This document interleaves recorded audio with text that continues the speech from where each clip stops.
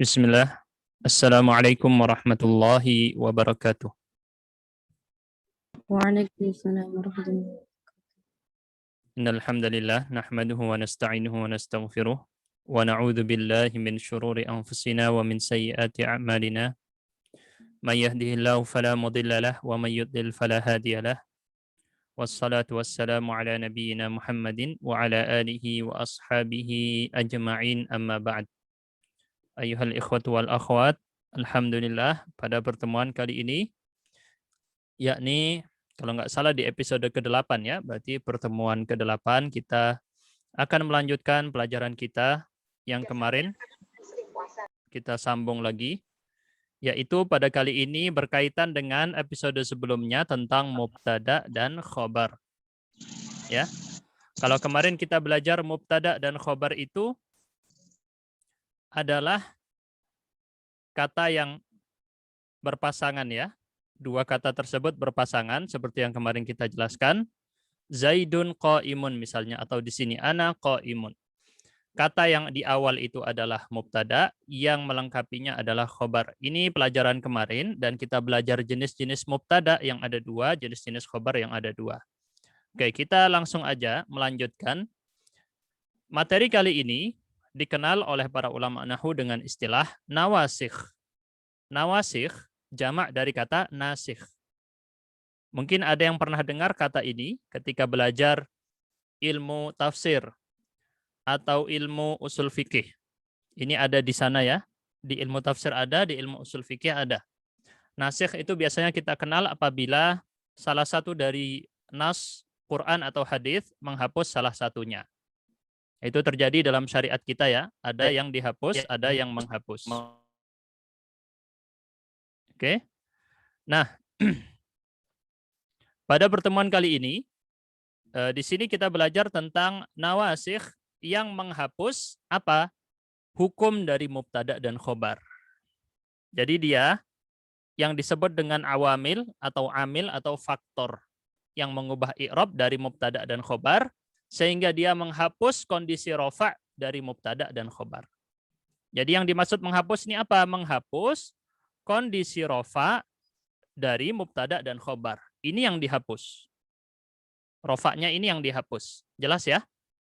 Nah, ini sebagian menerjemahkannya salah di Indonesia ini. Ada yang menulisnya perusak. Enggak, nasikh itu enggak pernah disebut perusak. Nasikh itu penghapus. Ini koreksi ya untuk yang menerjemahkan di bukunya Bisa itu, punyanya lembaga Bisa itu, salah itu ya, menerjemahkannya bukan merusak, tetapi menghapus. Enggak ada istilah merusak ya. Enggak ada untuk nasikh itu merusak, enggak ada. Menghapus. Dan nawasikh ini menghapus kondisi rofa dari mubtada dan khobar.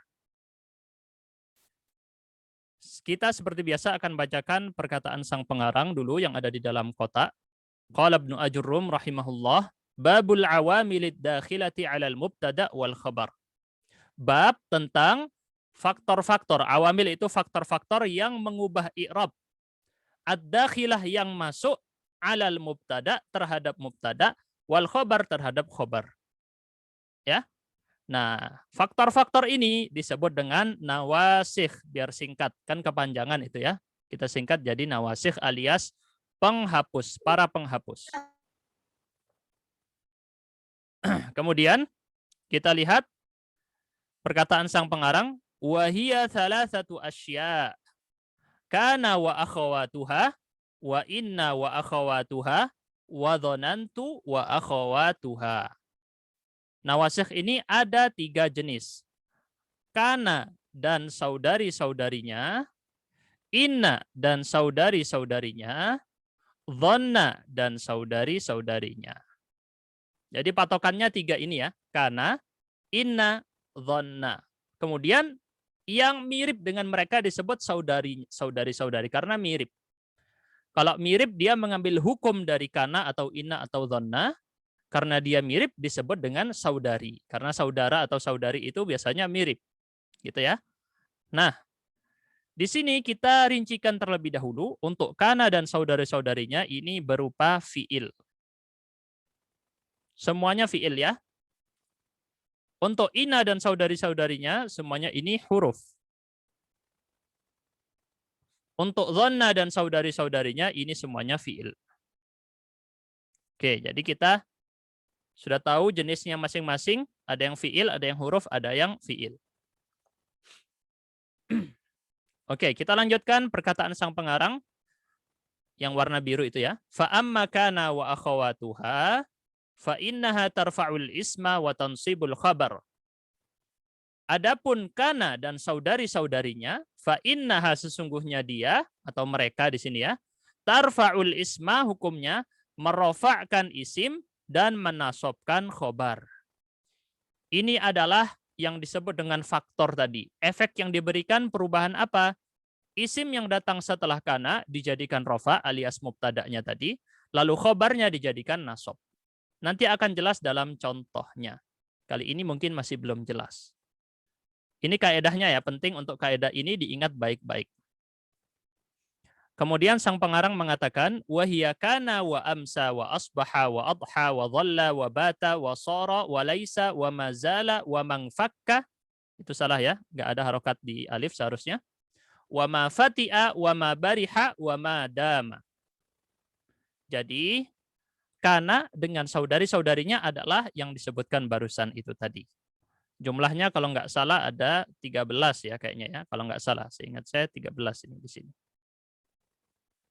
Ya, 13 betul. Ada 13 jumlahnya dan nanti kita akan bagi menjadi 3 kelompok dari kana dan saudari-saudarinya. Ada 3 kelompok. Kemudian sang pengarang di situ mengatakan wa ma tasarrafa minha nahwa kana wa yakunu wa kun wa asbaha wa yusbihu wa asbih taqulu kana zaidun qa'iman wa laysa amrun syakhisan wa ma asbaha dzalik. Ini akan kita jelaskan untuk teks ini nanti. Kita bahas dulu. Ya, ini artinya ya yang barusan yang saya bacakan. Adanya perubahan-perubahan, tapi kita singkat dulu di sini. Kita fokus dengan yang ada berikut ini. Mubtada dan khobar. Mubtada dan khobar. Contohnya kemarin Zaidun qa'imun. Kita ambil contoh ini dulu ya. Zaidun qa'imun. Mubtada, kata yang ada di awal kalimat berupa kata benda atau isim yang melengkapi alias yang melengkapi dia menjadi kalimat yang sempurna adalah khobarnya. Ini sebelum, before gitu ya. Nah, afternya kayak gini. Sesudahnya kalau dimasuki kata kana dan saudari-saudarinya semuanya, maka efek yang terjadi apa? Kana Zaidun qa'iman. Efeknya khobar yang tadinya rofa dirubah menjadi nasob. Inilah kenapa disebut nasikh atau nawasikh. Karena dia menghapus kondisi rofa dari mubtada atau khobar. Sehingga berubah menjadi nasob di sini. Kana Zaidun qa'iman. Lihat baik-baik, Zaidun qa'imun aslinya begini. Ketika dimasuki kana menjadi kana Zaidun qa'iman. Lalu apa efeknya? Ini secara tampak mata efeknya begini ya, secara lafaz. Secara makna alias secara batin apa? Nanti kita bahas. Ada efeknya pasti. Ada efeknya pasti ya. Berikutnya, di sini yang tadinya mubtada maka akan dirubah menjadi isim kana.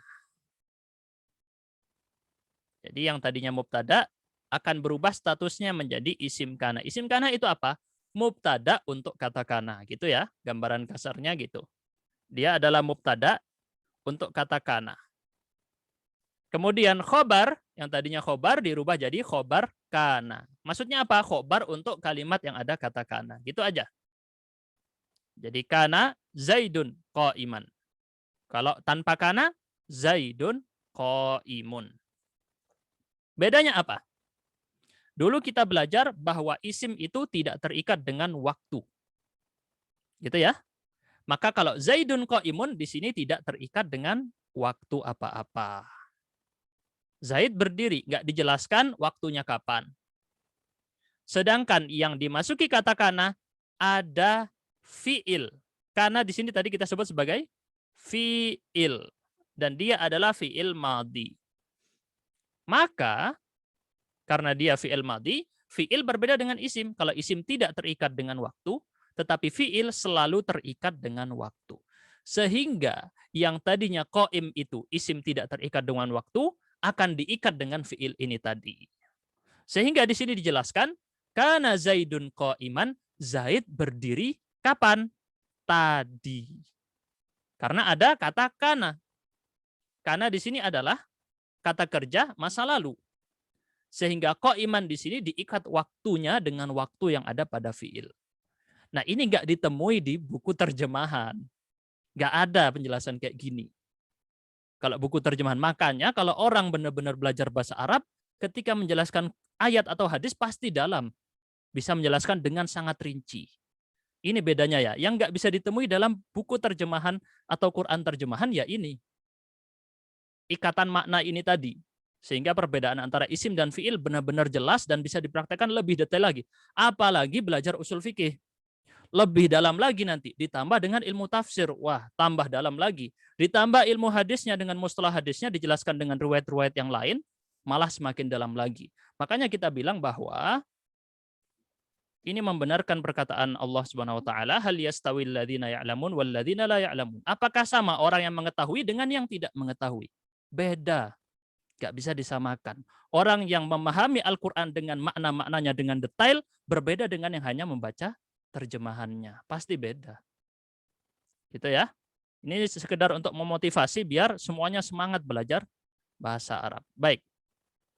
Kita lanjut sekarang untuk kata kana. Sekarang kita rinci maknanya masing-masing. Ada 13 ya.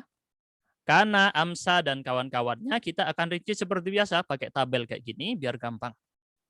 Kana Zaidun qaiman. Nah, untuk kana biasanya kalau kita temukan dalam buku terjemahan atau dalam kamus, bisa berarti menjadi, bisa berarti berada, macam-macam ya, tergantung konteksnya. Nah, bagi yang sekarang sudah belajar bahasa Arab, mengerti secara detail bahwa sebenarnya kana itu adalah menunjukkan status.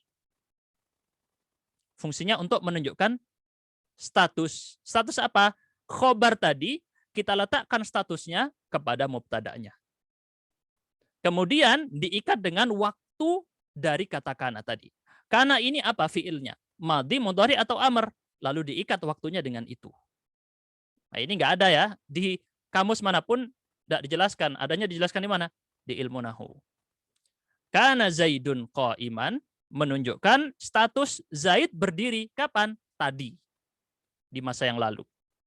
Kana Zaidun qaiman, tadi Zaid berdiri. Dahulu Zaid berdiri.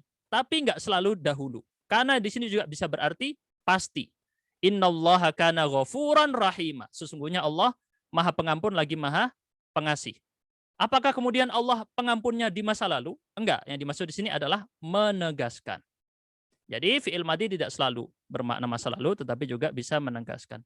Intinya sekarang kita lihat untuk kana diingat baik-baik untuk menunjukkan status. Gitu ya. Terkadang bisa diartikan menjadi, kadang bisa diartikan berdiri, berada, menjadi, berada, biasanya gitu ya. Tetapi nanti kalau sudah belajar lebih banyak dengan praktek-praktek yang ada di kitab-kitab bahasa Arab, nanti akan mengetahui bahwa tidak terkurung pada dua makna itu. Tetapi dia lebih umum menunjukkan status.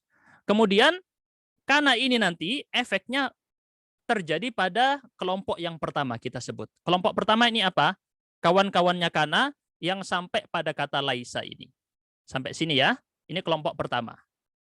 Kelompok pertama adalah kana, amsa, asbaha, adha, dhalla, bata, soro, laisa. Ini kelompok pertama yang mirip untuk menunjukkan status. Semuanya juga menunjukkan status. Bedanya apa? Kalau kana itu umum, kalau yang lain akan diikat dengan waktu atau fungsi tertentu. Nanti yang lain kita bagi menjadi kelompok kedua dan kelompok ketiga. Oke, kenapa ini nggak saya jelaskan di sini? Maksudnya nggak saya tuliskan, ya memang nggak dituliskan ya, biar semuanya semangat nulis dan mencatat. Oke, kita lihat. Amsa. Amsa dari kata masaun. Masaun artinya sore. Amsa pada sore hari. Ini kalau kita hanya tulis begini, mungkin nggak tahu arti aslinya. Aslinya amsa ini adalah ittisaful ism bil khabar fi waqtil masa. Gitu ya. Jadi isim kana atau isim amsa di sini alias mubtada'nya tadi disifati dengan khobarnya pada sore hari. Jadi nggak cukup dengan kata tulisan pada sore hari di sini, tetapi dia status yang terjadi alias khobarnya di sini memberikan makna info kepada mubtada pada waktu sore hari. Terkadang bisa bermakna ketika masuk waktu sore hari, terkadang bisa bermakna ketika berada di sore hari, tengah-tengah, atau tidak harus di awal waktu. Jadi tergantung konteksnya. Jelas ya? Amsa Zaidun dzakiron. Zaid di waktu sore hari melakukan apa? Dia menjadi orang yang ingat atau berzikir. Nah, jadi di waktu sore hari dan telah berlalu waktunya, Zaid berada dalam kondisi berzikir. Jadi kita lihat baik-baik dari kana dan amsa di sini, efek yang terjadi pada khobarnya adalah status nasab. Dari qa'iman dan dzakiron. Aslinya Zaidun qa'imun, aslinya Zaidun dzakirun. Dirubah menjadi nasab. Baik, kita lanjut untuk kata asbaha dan adha. Langsung kita rangkum jadi dua-dua gini bahasnya biar cepat. Asbaha, ingat kata subh atau as-sobah, waktu pagi. Salat subuh. Nah, adha, waktu duha. Tetapi seperti yang kita jelaskan, harus diikat dengan statusnya. Jadi, status khobar menjadi info untuk mubtada dalam waktu pagi atau dalam waktu duha. Contoh, asbaha Zaidun amilan. Di waktu pagi, Zaid berada dalam status apa? Bekerja. Amilan. Pekerja. Sebagai seorang pekerja. Ini arti yang kasarnya ya. Jadi nanti kalau konteks menerjemahkannya itu lain cerita. Kita sekarang menjelaskan makna hakikat sebenarnya bagaimana untuk kata asbaha. Pada waktu pagi, Zaid berada dalam status bekerja. Adha Zaidun musallian. Pada waktu duha, Zaid berada dalam status apa? Musallian alias melakukan sholat. Musallian ini orang yang sholat. Oke, berarti kita sudah tahu di sini efek yang diberikan, aslinya dia itu rofa, berubah menjadi nasab pada khobarnya. Ingat, jangan isimnya yang dijadikan nasab. Isimnya tetap rofa. Isimnya tetap rofa ini ya. Jangan sampai tertukar. Yang menjadi nasab adalah hanya khobarnya saja. Jelas ya? Berarti di sini sudah jelas untuk asbaha dan adha. Kita lanjut ke dhalla dan bata. Ini juga pasangan, dhalla itu siang, kalau bata malam. Oh ya, sebelum itu saya ulangi yang tadi yang asbaha. Untuk asbaha ini punya makna lain kalau nanti kita ngaji kitab-kitab para ulama. Lebih detail lagi, asbaha ini juga bisa berarti berubah atau menjadi. Itu ya. Terkadang bisa bermakna seperti itu. Berubah atau menjadi. Tidak harus di waktu pagi. Kita lanjut. Dhalla dan bata. Dhalla pada waktu siang, bata waktu malam. Kita lihat. Dhalla Zaidun sha'iman. Pada waktu siang, Zaid berada dalam kondisi apa? Berpuasa. Siang dalam bahasa Arab bukan berarti yang siangnya aja. Hati-hati ya, jangan disamakan definisi siang dalam bahasa Indonesia dengan definisi siang dalam bahasa Arab. Beda. Nah, ini pentingnya memahami benar-benar. Nanti kalau dalam menerapkannya ini dalam banyak konteks syariat Islam itu banyak efeknya. Nah, kalau orang yang menerjemahkannya dengan makna Indonesia bakal salah. Karena makna siang dalam bahasa Arab itu adalah dari waktu terbitnya matahari sampai terbenam. Itu masuk dalam kategori seluruhnya siang. Kalau dalam bahasa Indonesia apa? Mungkin dari waktu siang gitu ya, maksudnya dari mataharinya udah agak naik sampai waktu sore. Enggak, dalam bahasa Arab, siang itu dari waktu terbit matahari sampai tenggelam. Itu dalam kategori bermakna siang. Jadi hati-hati dalam membandingkan atau jangan sampai menggunakan istilah Indonesia dalam istilah Arab kalau misalnya ternyata ada perbedaan. Bata Zaidun naiman, ini juga waktu malam. Zaid dalam waktu malam dalam kondisi tidur. Naim itu dari kata nama alias tidur. Dhalla Zaidun sha'iman, bata Zaidun naiman. Oke. Mungkin ada yang bingung kayak, loh dari mana saya tahu kayak dhalla dan kawan-kawannya ini ketika nanti sering membaca kitab-kitab para ulama atau kitab-kitab bahasa Arab, nanti ngerti. Ternyata kebiasaan orang Arab itu menunjukkan maknanya ini. Terkadang itu nggak bisa ditemukan secara langsung di buku, tetapi harus dengan sering membaca. Tapi ada ya kalau di kamus-kamus yang tebal. Jadi kalau kamus bahasa Arab itu yang tebal kayak Lisanul Arab itu kan mungkin sekitar 30-an jilid ya. Kalau anak kecil suruh berdiri dengan kamus Lisanul Arab lebih tinggi kamus Lisanul Arab. Jadi kalau buka kitab-kitab kamus itu insya Allah ketemu yang saya jelaskan tadi. Terus kita lanjut. Soro. Soro berubah menjadi. Nah, soro ini menunjukkan adanya perubahan. Maksudnya bagaimana? Kita lihat. Soro Zaidun ustadzan. Yang berubah apa? Mubtada'nya dirubah menjadi khobarnya. Atau statusnya dari mubtada, atau dia mendapatkan status baru dari khobar. Si mubtada dari mendapat status baru dari khobar. Oke, ada pertanyaan sebentar di sini. Untuk kata kana tadi ya. Ya, khobar untuk isim kana harusnya dalam bentuk mufrad saja. Tidak. Tidak harus dalam bentuk mufrad. Bisa bentuk jamak, bisa bentuk perempuan, bisa bentuk laki-laki, bisa bentuk musanna yang jumlahnya 2. Pokoknya ini kita kasih contoh yang mufrad saja ya. Hanya contoh yang mufrad. Nanti para peserta mempraktekannya dengan yang lain-lain, dengan jamak, pakai jamak taksir atau jamak mudzakkar salim, tergantung konteksnya ya. Kenapa tidak dibahas di sini secara rinci? Karena sudah kita bahas di awal-awal, tetapi di sini kita praktekkan dengan yang gampang alias mufrad. Karena mufrad ini adalah asli, bentuk asli atau bentuk asal.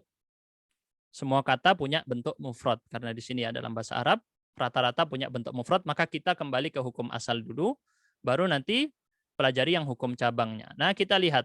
Soro Zaidun ustadan. Zaid berubah menjadi ustad. Zaid berubah menjadi ustad. Jadi ini menunjukkan perubahan. Laisa. Untuk kata laisa berarti bukan atau tidaklah. Untuk apa? Karena dia untuk menepis atau menolak makna khobar dari mubtada'nya. Jadi ingat hati-hati detail ya dalam masalah nawasikh ini, selalu yang nasikh ini akan berkaitan dengan khobar tadi untuk menetapkan maknanya atau menepis maknanya. Nah, di sini sora Zaidun ustadan, Zaid mubtada'nya berubah menjadi khobar. Tetapi di laisa Zaidun ustadan di sini khobarnya ditepis maknanya alias ditolak maknanya. Siapa yang ditolak? Dari siapa? Dari si Zaid ini alias mubtada'nya. Zaid bukanlah ustadz atau Zaid tidaklah ustadz. Oke, berarti kelompok pertama sudah selesai semua ya. Efek yang diberikan semuanya adalah khobarnya yang awalnya rofa berubah menjadi nasab. Sudah saya tandai warna hijau semuanya. Insya Allah jelas untuk kelompok pertama. Maka kita akan lanjut kepada kelompok kedua. Kelompok kedua ada empat kata. Ya, di sini saya tandai kelompok kedua 4 kata. Mazalah, mangfakka, mafati'a, mabariha. Semuanya punya arti yang sama. Yufidul istimrar alias menunjukkan sesuatu yang terjadi terus-menerus.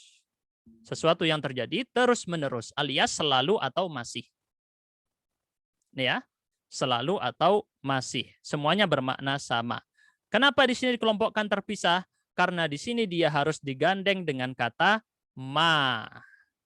Ma di sini, ma yang bermakna tidak. Semuanya ada awalan ma. Ma. Adapun fiilnya adalah yang zala, infakka, fati'a, atau bariha. Gitu ya. Jadi di sini kenapa dia dikelompokkan terpisah? Karena dia harus berawalan ma yang bermakna tidak. Kita lihat. Ma zala Zaidun qari'an. Zaid masih membaca. Atau Zaid selalu membaca. Man fakka Zaidun taliban. Zaid masih atau selalu menjadi seorang murid atau mencari. Ma fati'a Zaidun musallian. Zaid masih sholat atau selalu sholat. Ma bariha Zaidun sha'iman. Zaid masih puasa atau selalu puasa. Jadi di sini tergantung konteksnya, kapan diartikan selalu, kapan diartikan masih. Intinya dia menunjukkan sesuatu yang terjadi terus-menerus. Jelas ya, untuk empat jenis dari yang barusan ini adalah saudari-saudari kana. Maka khobarnya semuanya dijadikan nasab. Qari'an, taliban, musallian, shaiman. Lihat semuanya pakai fathah. Harokat akhirnya fathah. Jadi di sini kalau penulisannya pakai tanwin selalu ditambahi alif setelahnya. Soiman. Ditambahi alif, jangan ditulis begini. Harus ditambahi alif. Ya. Setiap fathah ditambahi tanwin harus ditambahi alif setelahnya. Oke. Berarti sudah selesai dari kelompok kedua, tinggal satu kelompok yang sendirian, yaitu kata madama. Madama, awalannya juga ada ma, tetapi ma di sini bukan berarti tidak, tetapi ini disebut dengan ma masdariyah. Apa itu ma masdariyah? Nanti dipelajari lebih rinci di buku-buku nahwu ya. Tapi sekarang saya jelaskan secara ringkas, dia itu ma yang memberikan efek mengubah fiil yang datang setelahnya menjadi masdar. Masdar itu apa? Dipelajari di ilmu sorof dan ilmu nahwu. Masdar itu adalah, saya tulis di sini ya. Masdar adalah kata benda yang menunjukkan perbuatan. Kan biasanya kita kenal yang menunjukkan perbuatan itu harus kata kerja. Kali ini dia yang menunjukkan perbuatan malah kata benda. Bisa terjadi? Bisa. Contohnya, apa misalnya ya? Ada dalam bahasa kita misalnya ada kata berjalan. Ini fiil ya, kata kerja. Masdarnya perjalanan. Paham bedanya ya? Kalau kata kerja berjalan, kalau masdar itu perjalanan. Contohnya kayak gitu. Atau misalnya mengambil, mengambil kata kerja. Kalau masdarnya pengambilan. Atau mencuri, mencuri kata kerja, masdarnya pencurian. Kayak gitu contoh dalam bahasa kita. Adapun dalam bahasa Arab, madama di sini nggak kita jelaskan secara rinci dulu sekarang. Intinya dia bermakna selama. Artinya selama atau menunjukkan durasi atau waktu. Maksudnya gimana? Akan kita perjelas dengan contoh. Yaqra'u Zaidun al-Qur'ana madama mutawaddian. Zaid membaca Al-Quran selama dia dalam kondisi atau status berwudu. Mutawaddian itu artinya status dalam kondisi suci, masih dalam kondisi wudu. Ya, selama dia masih dalam kondisi wudu, dia masih membaca Quran. Kalau sudah enggak, kalau batal wudunya, dia lepas dari membaca Quran. Ini contoh ya. Jadi selama di sini menunjukkan bahwa kata yang berkaitan dengannya itu diikat dengan waktu tersebut. Dia hanya melakukan sesuatu tersebut dengan khobar yang disebutkan dari kata selama ini. Jadi selama Zaid masih wudhu, maka selama itu pula dia sedang membaca Al-Quran. Jelas ya? Untuk makna ini insya Allah jelas. Madama artinya selama. Jadi di sini kita sudah mempelajari kana dan kawan-kawannya atau saudari-saudarinya memberikan efek apa? Nasab pada khobarnya. Insya Allah jelas. Bila ada yang bingung boleh bertanya dulu sebelum kita lanjut kepada pembahasan kedua. Kita terbagi menjadi 3 pembahasan ya. Jadi barusan pembahasan pertama. Pembahasan selanjutnya lebih sedikit karena yang barusan ini memang 13. Banyak banget. Yang nanti ini lebih dikit. Boleh kalau ada yang mau bertanya diangkat dulu tangannya baru kemudian kita bahas pertanyaannya. Kalau tidak ada berarti alhamdulillah sudah paham semua. Kita lanjut dengan perkataan sang pengarang rahimahullah. Wa amma inna wa akhawatuha fa innaha tansibul isma wa tarfa'ul khabar. Adapun inna dan saudari-saudarinya, maka sesungguhnya dia apa? Sesungguhnya mereka di sini menasobkan isim dan merofakkan khobar. Kebalikan dari yang kana dan saudara-saudaranya. Ini kebalikannya nanti. Yang dinasobkan bukan khobarnya tetapi isim. Isimnya nanti yang menjadi korban dari penghapusan status rofa.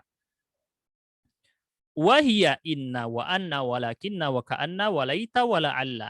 Dan yang melakukan tugas ini ada 6 jumlahnya. Ada 6 ya jumlahnya ya. Apa saja? Inna, anna, lakinna, ka'anna, laita, la'alla. Lalu sang pengarang mengatakan, taqulu inna zaidan qa'imun. Kamu berkata, atau contohnya, sesungguhnya Zaid berdiri. Walaita amran syakhisun. Dan seandainya Amr hadir. Syakhis itu artinya hadir. Jadi di sini contoh yang diberikan sang pengarang ini nanti akan kita bahas ya, akan kita bahas. Dan yang serupa dengan itu kata sang pengarang wa ma asbaha dzalik, dan yang serupa dengan itu. Kemudian beliau mengatakan wa makna inna wa anna littaukid. Dan makna dari kata inna dan anna adalah untuk taukid. Apa itu taukid? Taukid adalah mempertegas makna. Mempertegas ini memberikan makna apa? Sungguh. Apa fungsi dari sungguh dalam bahasa Arab?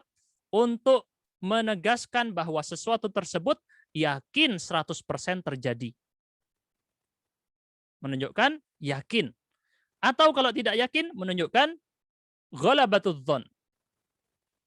Praduga yang sangat kuat. Itu ya fungsi dari kata inna atau anna. Atau bisa juga digunakan untuk apa? Digunakan untuk biasanya membantah klaim orang lain. Ini sering digunakan di mana? Di Al-Qur'an. Jadi dalam untuk mempertegas akidah, untuk membantah orang-orang kafir dan musyrik di masa itu, Allah menggunakan kata-kata yang dipertegas untuk membantah mereka. Jadi ini fungsi dari inna dan anna. Atau menepis keraguan-raguan dari orang mukminnya sendiri atau orang muslimnya sendiri. Jadi kalau orang mukmin, orang muslim sendiri ragu, atau misalnya orang yang sedang kita ajak bicara ragu, kita mau ngasih tahu ustadznya hadir, tapi dia mungkin ragu, ada kemungkinan untuk ragu. Maka kita pertegas dengan kata inna, innal ustadza hadir. Sungguh ustadznya hadir. Gitu ya. Oke, jadi ini fungsi dari taukid. Dan taukid bisa banyak. Bisa lebih dari satu digunakan dalam sebuah kalimat. Apalagi dipertegas dengan sumpah, maka itu jauh lebih kuat lagi. Walakinna lil istidrak. Untuk kata lakinna artinya adalah tetapi berfungsi untuk istidrak. Istidrak di sini diartikan mempertentangkan dulu. Ini makna yang gampangnya. Adapun makna yang lebih rinci adalah dia berfungsi untuk menepis, menolak apa? Menolak prasangka lemah yang timbul dari lawan bicara. Nanti akan kita bahas ini tentang istidrak. Itu nggak ada ya, nggak bisa kalau ditulis langsung di situ ya. Berarti menolak prasangka yang lemah kepanjangan ya. Jadi kita pakai mempertentangkan. Kemudian kata ka'anna berfungsi untuk tasbih. Tasbih itu apa? Perumpamaan. Atau untuk menyerupakan. Untuk tasbih secara rinci dipelajari di ilmu balaghah. Bukan di sini. Tapi nanti kita kasih penjelasan secara ringkas. Seru ya kalau belajar ilmu balaghah itu. Semakin ketika membaca Quran nanti malah semakin ketemu semuanya sastranya itu pakai teori-teori balaghah. Itu jadi membaca Quran jauh lebih nikmat untuk kata kalimat-kalimat yang ada balaghahnya. Berikutnya laita. Laita itu lit tamanni. Laita itu berfungsi untuk tamanni. Tamanni itu berangan-angan. Apa maksudnya nanti kita jelaskan ya di sini. Intinya dia, oke nanti aja waktu dengan contohnya aja biar lebih jelas. Untuk dibedakan dengan yang bawahnya yaitu la'alla. La'alla fungsinya untuk tarajji dan tawakku. Tarajji itu berharap, tawakku lawannya khawatir. Atau dalam istilah kita dalam ilmu syariat apa? Roja dan khauf. Rasa harap dan rasa takut.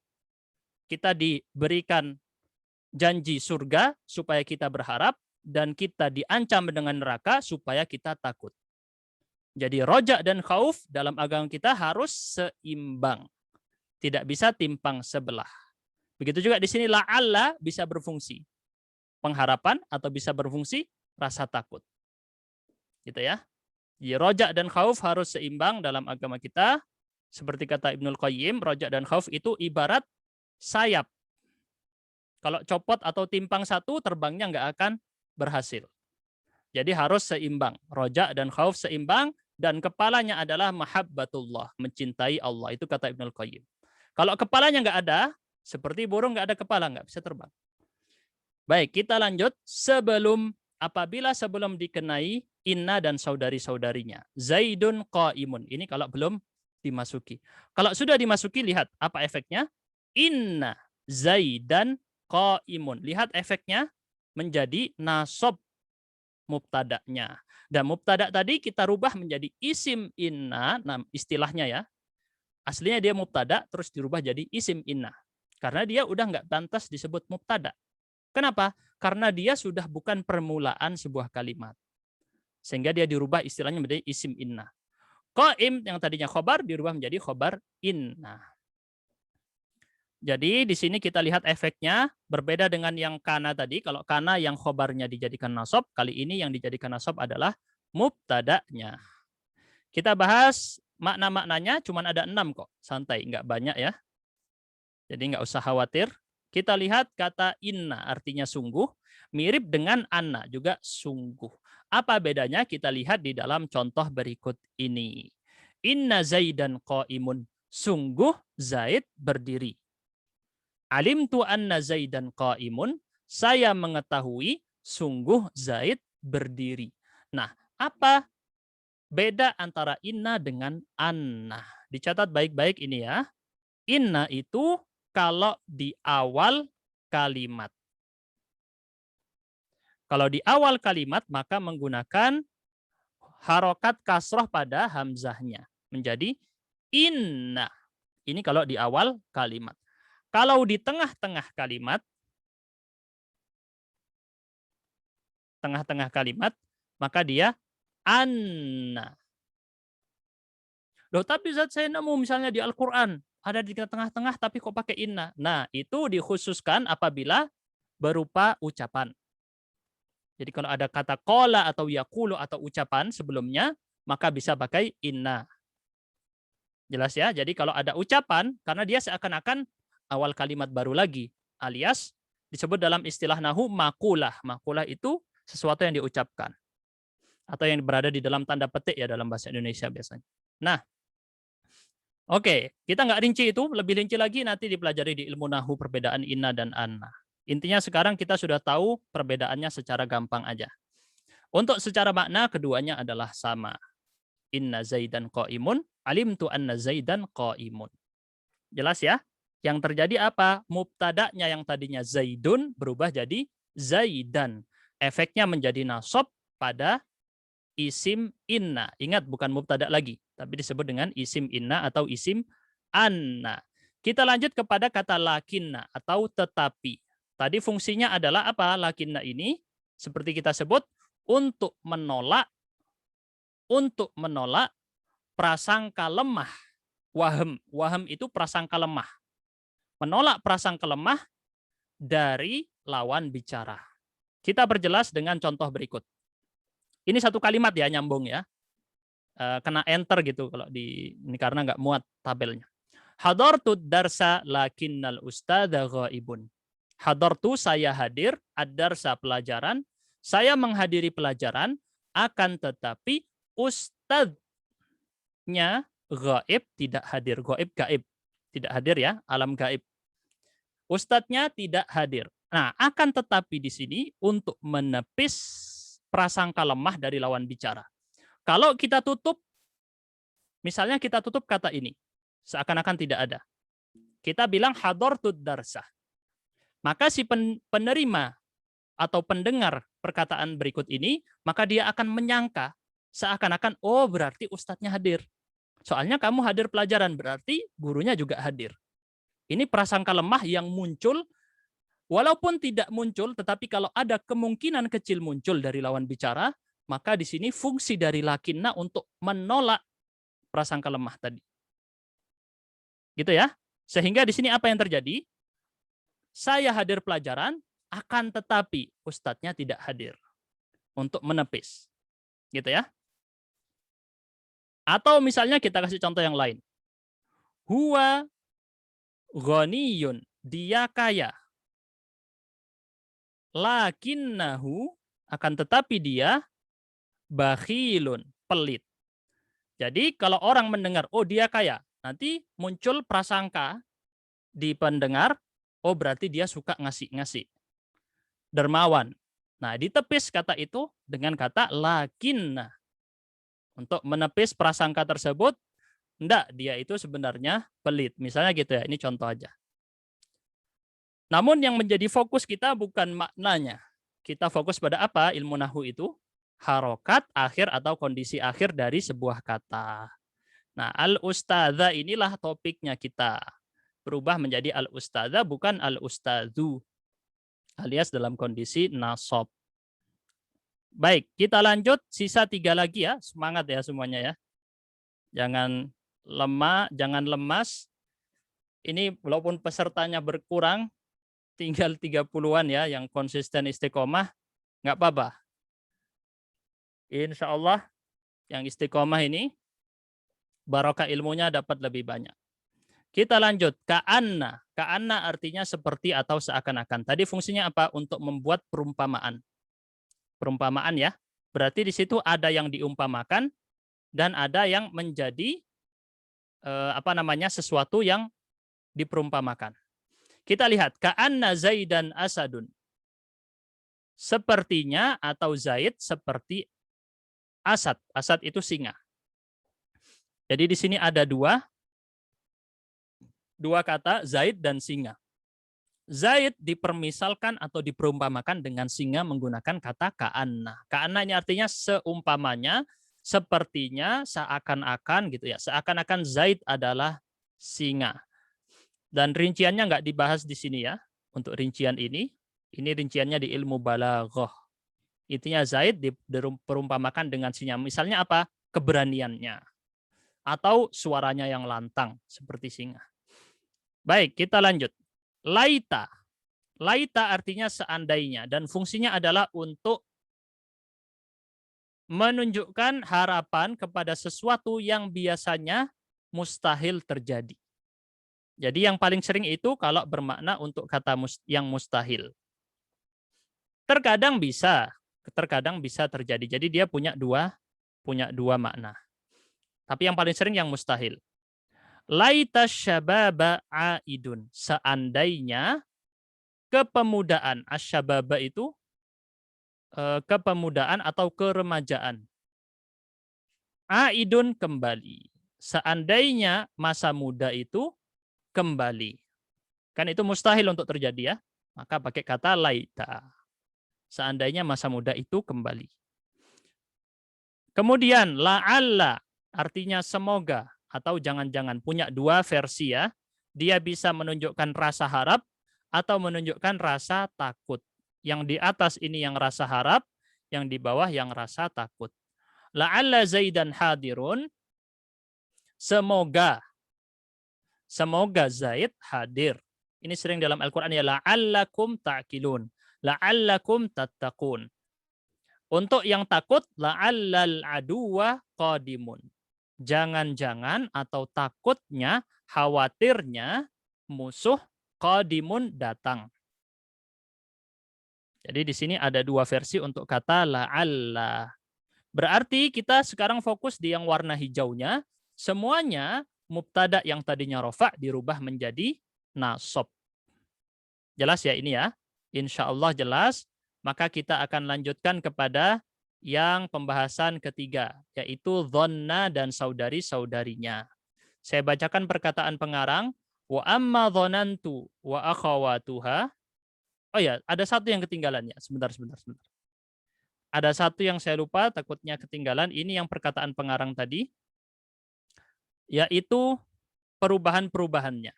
Kata sang pengarang di kana di sini ya. Wa ma tasarrafa minha. Apapun yang berubah dari kata-kata tersebut. Maksudnya yang fiil itu punya perubahan, ada fiil madhi, fiil mudhari, fiil amr ya. Apapun yang terjadi dari perubahan-perubahan kana dan saudara-saudarinya, nahwu kana wa yakunu wa kun wa asbaha wa yusbihu wa asbih. Taqulu kana Zaidun qa'iman wa laisa Amrun syakhisan wa ma asbaha dzalik. Ini saya perjelas di sini.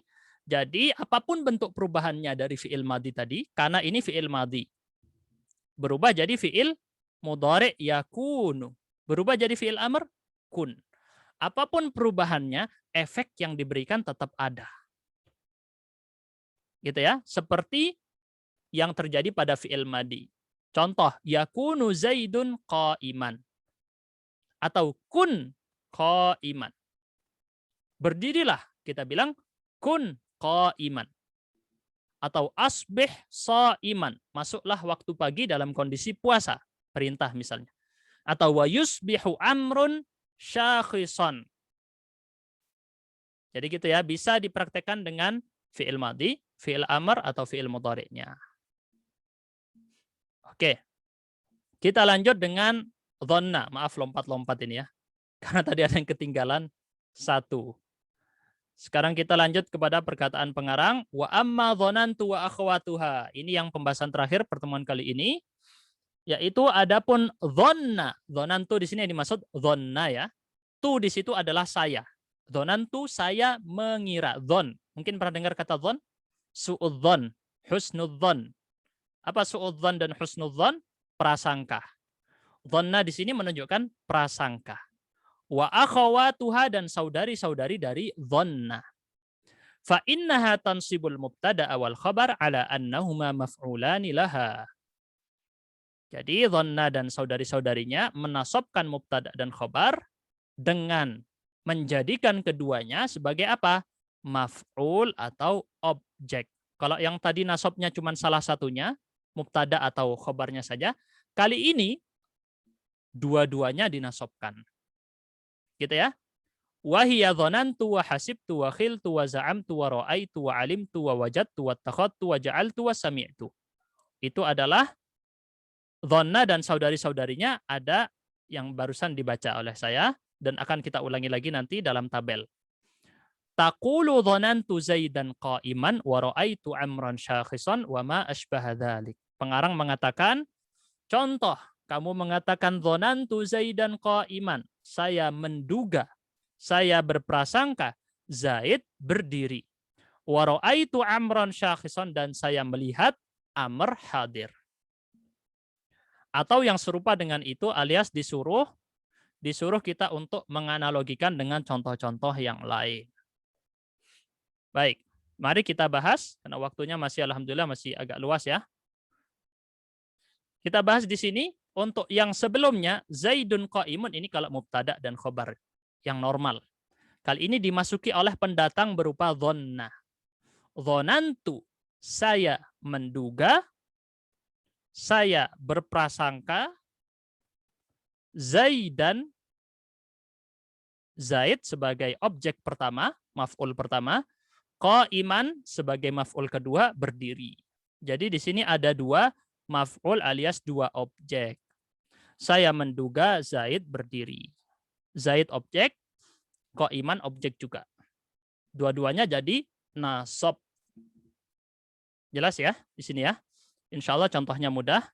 Kita perjelas dengan contoh-contoh berikut. Dhanna artinya menyangka. Hasiba artinya mengira.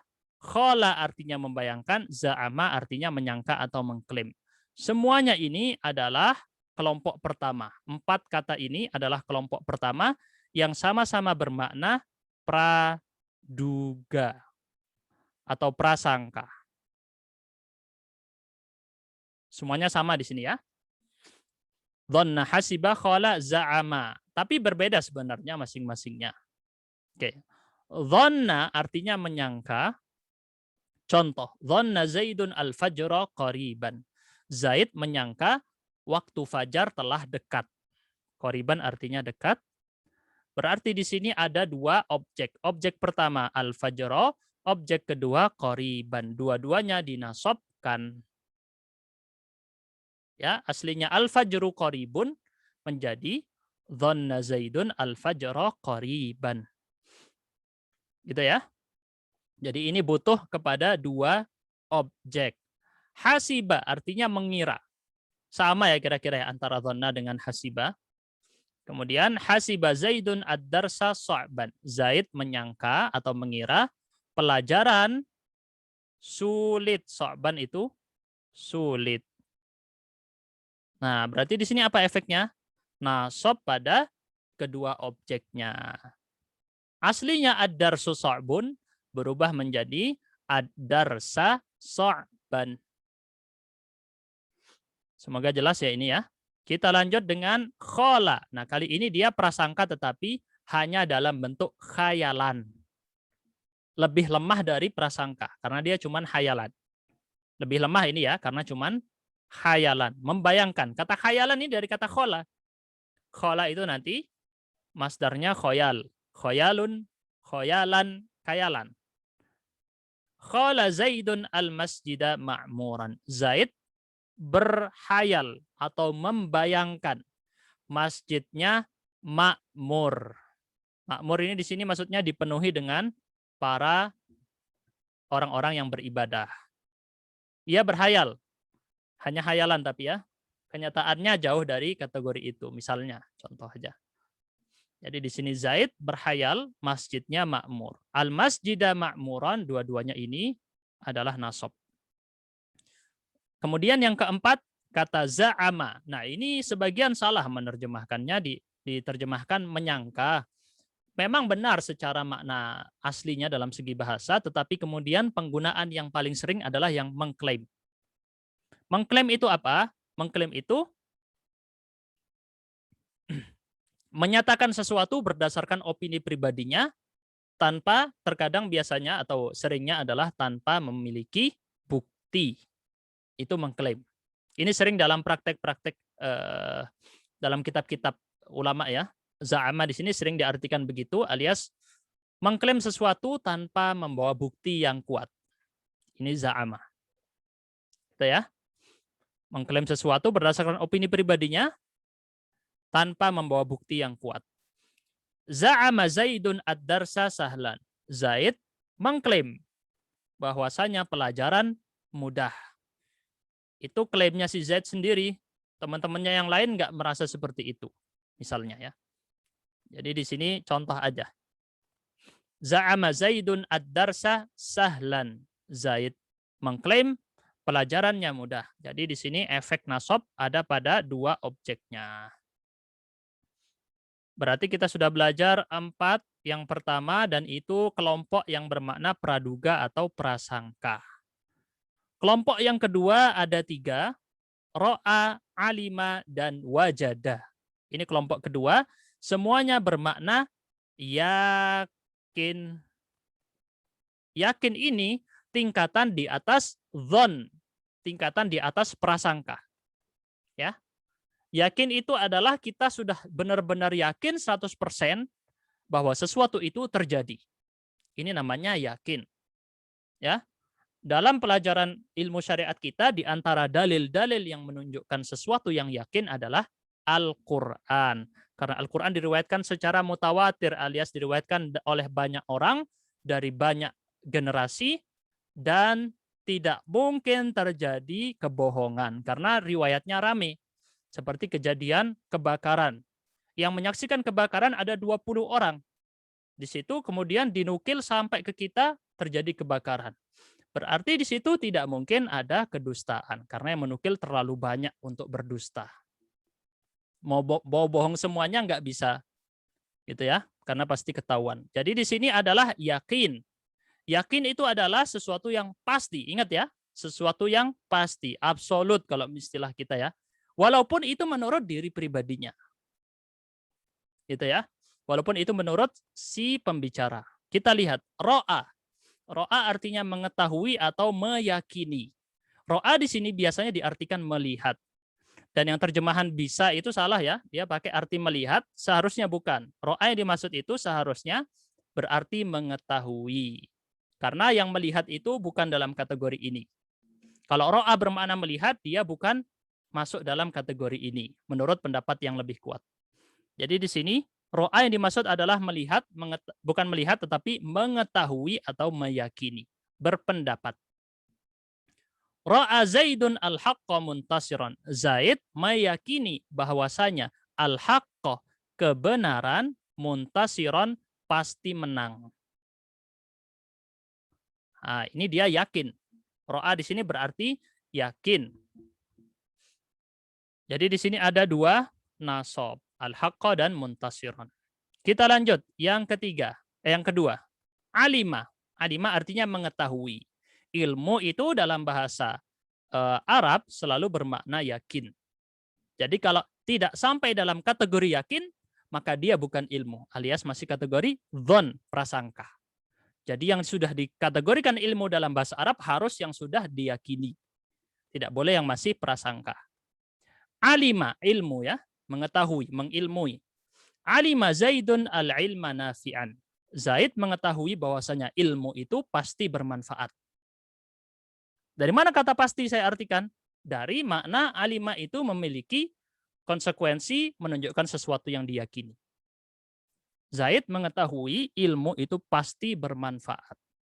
Jelas ya di sini ya. Jadi efeknya nasab pada kata al-ilma dan nafi'an. Kita lanjut untuk yang ketiga, yang terakhir dari kelompok ini, yaitu wajada. Wajada artinya mendapati. Mendapati atau menemui berarti dia itu menjadi saksi mata. Ya, menjadi saksi mata. Mendapati di sini misalnya wajada Zaidun al-ustadza jalisan. Zaid mendapati al-ustadz duduk. Jadi di sini karena dia menjadi saksi mata, maka menurut dia pribadi persaksiannya di sini adalah pasti atau yakin. Dan efek yang diberikan kalau sudah pasti atau yakin, maka nasabnya dua di situ, alias objeknya butuh kepada dua. Ada dua objek. Jelas ya, al-ustadza jalisan. Semoga jelas ini untuk dua kelompok barusan. Ini agak nge-freeze tampilannya. Belum pindah. Tinggal dikit lagi ini, tinggal 3 lagi. Tapi ininya nge-freeze, bentar saya coba. Stop share. Saya share ulang lagi.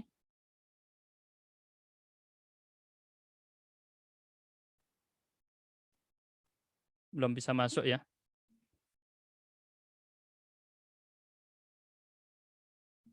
Oke, silakan kalau ada yang mau bertanya dulu sambil menunggu ini masuk. Belum bisa masuk. Ustadz, Ya, Ustadz? silakan. Ini apa VL yang depan ini tadi berarti VL ya Ustadz? Ya.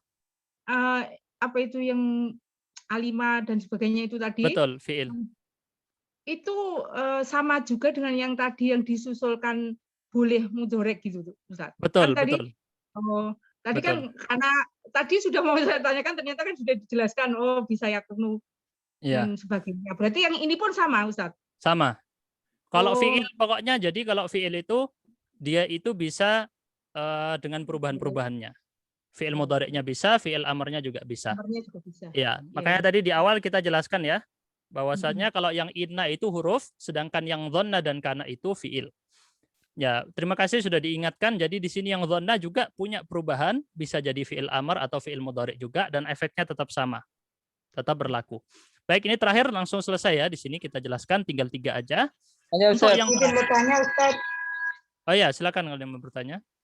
Ada 2 nih yang mau bertanya. Siapa dulu? Silakan Ummu Syifa. Ustaz, Ustaz, tadi kan beberapa contohnya kebanyakan yang maf'ul awalnya itu pakai alif lam, ya, yang keduanya maf'ul kedua tanpa alif lam tanwin. Kalau seandainya dua-duanya pakai tanwin, apa nanti tidak jadi naat man'ut? Seperti za'ama Zaidun ad-darsa sahlan. Kalau darsan sahlan bisa nggak Ustaz? Kalau tanpa alif lam ya. Karena mubtada itu harus ma'rifah. Oke, berarti bentuknya mubtada khobar lagi gitu di awalnya. Iya, betul. Mubtada itu harus ma'rifah. Al-fajru qaribun. Ini contohnya ya, harus ma'rifah. Untuk ma'rifah dan nakirah ini sayangnya di ajrumiyah enggak dibahas ya. Jadi yang belajar Durusul Lughah insyaallah tahu. Jadi ma'rifah dan nakirah itu kayak gini ya contohnya. Nah, ada kondisi mubtada itu bisa nakirah. Kapan? Ada syarat-syaratnya. Nah, itu dibahas di ilmu nahwu yang lebih dalam, di alfiyah misalnya. Atau di qatrun nada. Jadi di sini nggak dibahas. Baik. Syukran Ustaz, jazakallah khair. Ya, silakan lanjut Ustaz Hendy. Ya, masih mau tanya Ustaz. Ya. Kana dan saudaranya tadi itu kan juga termasuk fi'il ya Ustaz ya, bisa berubah. Betul. Jadi fi'il madhi, fi'il mudhari, fi'il amr. Betul. Enggak itu setelahnya kana itu kalau itu kan isim kana dan khobar kana ya, itu i'rabnya di-i'rab sebagai jumlah fi'liyah sehingga isim kana ini dianggap sebagai fa'il, terus khobar kana ini sebagai maf'ul seperti donatu tadi gimana Ustaz? Enggak, kalau kana di sini ya, misalnya jadi i'rabnya gini, misalnya kita tulis walaupun kita nggak bahas i'rab ya di sini ya Mas ya. Kana Zaidun qa'iman. Nanti i'rabnya gini aja. Simpelnya gini ya. Kana fi'il madhi ya. Ini nggak saya rinci dalam-dalam, cukup dengan i'rab simpel dulu. Fi'il madhi. Zaid di sini adalah isim kana. Qa'iman khobar kana. Ini udah paten kayak gini ya untuk cara i'rabnya. Gimana, jelas? Jelas, Ustaz. Oke, tadi yang pengen diartikan gimana? Pengen dimasukkan jumlah fi'liyahnya. Jadi karena ini kan dombernya huwa sehingga melihat Zaidun sebagai fa'il. Oh ya, enggak bisa. Bisa ya, ya, betul. Enggak bisa ya. Jadi walaupun dia fi'il di sini, tetapi dia fi'il yang khusus dia, sehingga dia itu enggak butuh kepada fa'il, cukup dengan isim kana dan khobar kananya aja. Jadi dia di sini tanpa pakai fa'il. Khusus kondisi yang ini tadi kita sebut kondisi khusus ya. Ya, nakis ya Ustaz. Ya, jadi ya nakis itu nanti maknanya lain lagi untuk ya itu nakis itu tadi. Kira-kira disebut nakis itu ya. Jadi ada fi'il madhi nakis ini memang nanti disebut nakis. Kenapa nggak saya bahas dulu? Belum waktunya, nanti kapan-kapan kita bahas ya. Jadi intinya dia fi'il madhi nakis itu adalah fi'il madhi yang kurang. Kurang di situ apa? Karena dia nggak ada fa'ilnya. Allah alam. Kalau nggak salah kayak gitu ya. Allah alam bisawab. Untuk intinya dia nggak bisa disebut fa'il. Zaid di sini nggak bisa disebut fa'il. Baik, kita fokus dengan yang tadi dulu. Ittakhadha, ja'ala dan sami'a. Untuk sami'a di sini terkritik ya. Mohon maaf saya salah untuk sami'a di sini terkritik sehingga di sini menurut madhab si pengarang benar di sini dimasukkan. Adapun yang lebih kuat pendapatnya yang sekarang dipakai oleh kebanyakan ilmu nahwu, para ulama nahwu, ini sami'a tidak dimasukkan ya. Sami'a ini masuk kategori panca indera. Memang. Makanya tadi kita bilang ro'a yang melihat itu tidak masuk. Kita lihat ittakhadha dan ja'ala, keduanya sama-sama berfungsi menjadikan. Gimana maksudnya menjadikan? Berbeda dengan soro. Kalau soro tadi berubah atau menjadi. Kali ini kalau ittakhadha berarti dia menjadikan sesuatu. Sesuatu tadi dijadikan. Beda dengan menjadi. Kita jelaskan dengan contoh. Ittakhadha Zaidun Khalidan ustadzan. Zaid menjadikan Khalid sebagai ustadz. Adapun kalau soro Khalidun ustadzan. Khalid berubah menjadi ustadz. Ini bedanya ya. Kalau ittakhadha kita mengambil, menjadikan. Ittakhadha itu seperti mengambil. Sama dengan ja'ala. Ja'ala Zaidun al-khashaba baban. Zaid menjadikan kayu sebagai pintu. Jadi di sini terjadi ada butuh kepada dua objek. Jelas ya di sini ya. Ittakhadha dan ja'ala. Adapun sami'a di sini walaupun ya kita anggap pakai madhabnya si pengarang, maka seperti ini contohnya. Sami'a Zaidun al-ustadha ghaiban. Zaid mendengar ustadznya ghaib alias tidak hadir. Gitu ya, menurut sang pengarang di sini, maka boleh menasobkan dua maf'ul. Kalau yang sekarang dikuatkan, nggak perlu ghaiban, tapi ghaibun. Sami'a Zaidun al-ustadha ghaibun. Itu kalau yang madhab yang dipegang sekarang oleh kebanyakan para ahli ya, kalau berdasarkan kitab yang saya baca syarahnya. Jadi ya wajar-wajar aja sebenarnya mau pakai madhab yang mana, asalkan masih dua madhab nahwu yang besar, Basra atau Kufah, maka tetap benar insya Allah. Yang nggak boleh yang ngarang sendiri ya, buat madhab sendiri, nah itu lain cerita. Baik, kita sudah selesai dari 10 contoh barusan, berarti sudah selesai dari pembahasan nawasikh. Semoga jelas, dan yang kita jelaskan ini memang versi yang simpelnya dulu. Kalau mau lebih dalam lagi nanti dibahas di kitab-kitab yang lebih tebal. Bismillah ta'ala, kita tutup dulu dengan kafaratul majlis. Subhanakallahumma bihamdika asyhadu an la ilaha illa anta astaghfiruka wa atubu ilaik. Terima kasih sudah hadir semua. Wassalamualaikum warahmatullahi wabarakatuh. Waalaikumsalam. Jazakallah khairan Ustaz. Amin wa jazakum khairan.